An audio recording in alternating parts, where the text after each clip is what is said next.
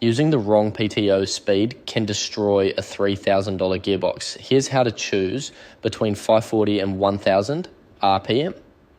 540 RPM uses 21 splines and is standard for most implements. 1000 RPM uses 6 splines and is built for high power equipment. Always check your implement's data plate. It uses 540 RPM for bush hogs, finished mowers, post hole diggers, and small balers.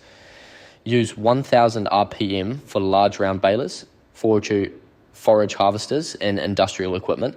Never run a 540 implement at 1000 speed. Blade tips move too fast, gearboxes overheat, and bearings fail. Match the splines to the speed every single time.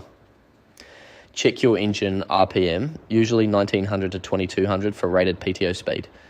Listen to your equipment. If it's screaming, you're using the wrong PTO speed. When in doubt, use 540. Need help diagnosing PTO problems? Use the free diagnostic tool at powertakeoff.farm.